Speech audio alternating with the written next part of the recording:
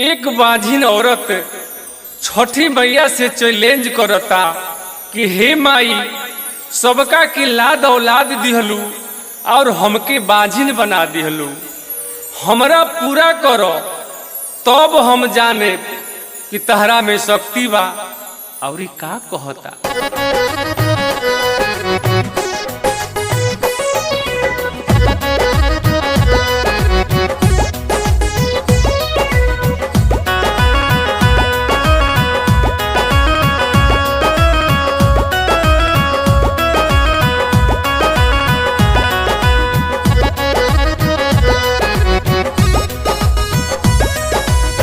काल्हे से भूखल बानी पियनी न पानी है छठी मैया।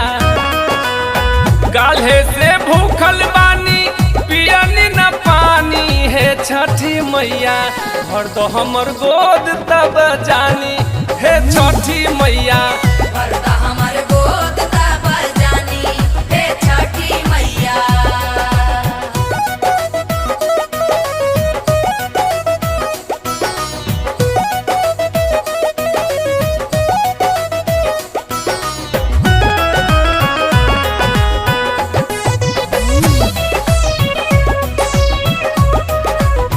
घरबा में केहू हमके कुछ न बूझे, अनपढ़ गवार पियवा मुंगरी से पूजे।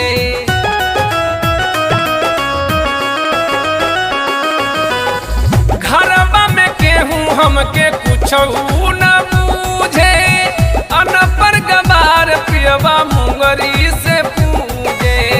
दहरा से का छुपाई बारू अदम जानी है छठी मैया। भर दो हमर गोद तब जानी है छठी मैया।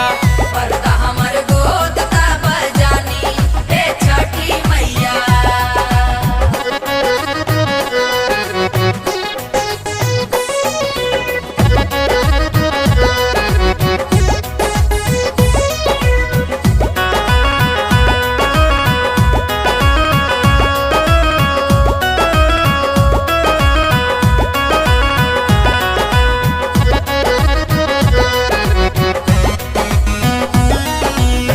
घरबा में सास ननद करे दूरगति, लाज रख माई हमर फेरो सबके मोती।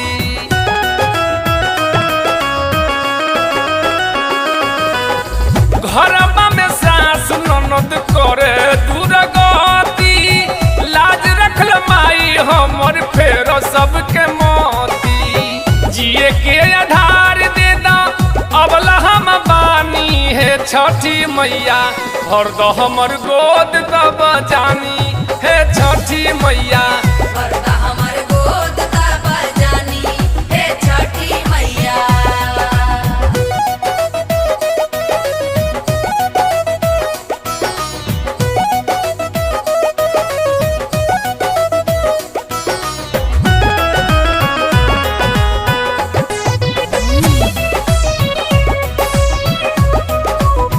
जौना साले गोद भरबू कोसिया भराई, केसरिया से हाथी चनवा लक्ष्मण से मंगाई।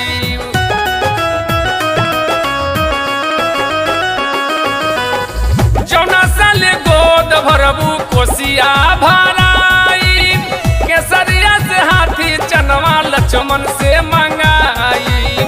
विनय से भजन गवाई इहे सोचले बानी है छठी मैया। भर दो हमर गोद तब जानी है छठी मैया।